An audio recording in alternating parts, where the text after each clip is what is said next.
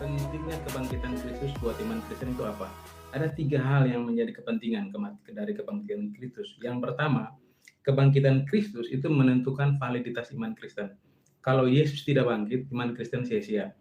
1 Korintus 15 ayat 7 berkata, dan jika Kristus tidak dibangkitkan, maka sia-sialah kepercayaan kamu dan kamu masih hidup dalam dosamu. Kalau Yesus tidak bangkit, iman Kristen tidak ada artinya.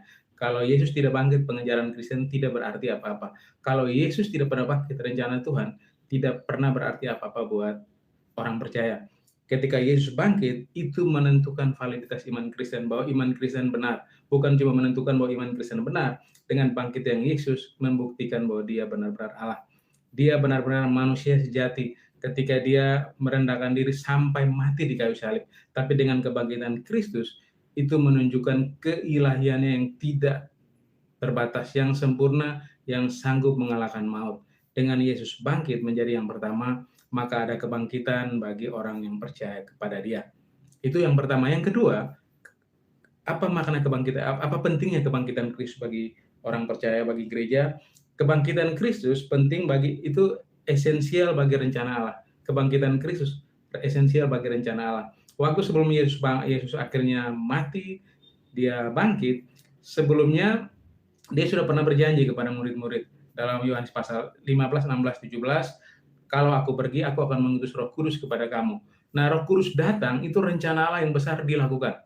Ketika Roh Kudus tercurah, maka janji Tuhan untuk gereja, janji Tuhan amanat agung untuk pemberitaan Injil dikerjakan. Waktu Roh Kudus turun, murid-murid dipenuhi Roh Kudus, mereka pergi memberitakan Injil, kemudian gereja ada. Sejarah dunia tidak mungkin seperti saat ini tanpa kebangkitan Kristus.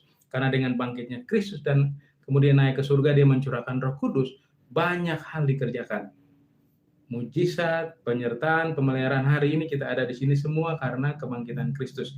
Jadi itu penting bagi rencana Allah. Semua rancangan Tuhan setelah kebangkitan Kristus hanya mungkin kalau dia bangkit. Karena dia naik ke surga, dia mencurahkan Roh Kudus, ada gereja, kemudian nanti dia datang menyebut gereja Tuhan, itu semua mungkin hanya kalau dia bangkit.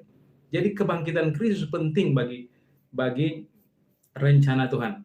Dengan bangkitnya Kristus naik ke surga, dia mencurahkan Roh Kudus, gereja ada hari ini, kita orang percaya ada hari ini, pemerintahan Injil bisa dikerjakan di mana-mana. Lalu yang ketiga, pentingnya kebangkitan Kristus bagi orang percaya adalah kebangkitan Kristus itu menggenapi nubuatan tentang kebangkitannya.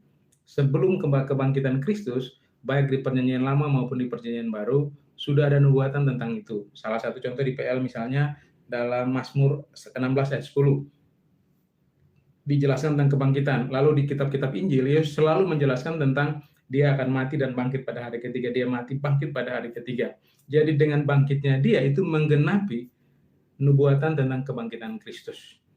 Yesus harus bangkit supaya melalui kebangkitannya kita beroleh kemenangan di dalam dia yang menang atas maut. Melalui kebangkitan Kristus, kita punya jaminan pasti bahwa waktu kita percaya kepada Kristus ada tempat tersedia di surga bagi kita, karena dia sudah menanggung semua penderitaan kita, menanggung kutuk dosa, menanggung konsekuensi dari dosa. Dan dengan bangkitnya dia kita menang, dan bersama dia kita akan selalu melewati kemenangan demi kemenangan di hidup kita hari ini, sampai kita pulang ke surga bersama dia. Amin.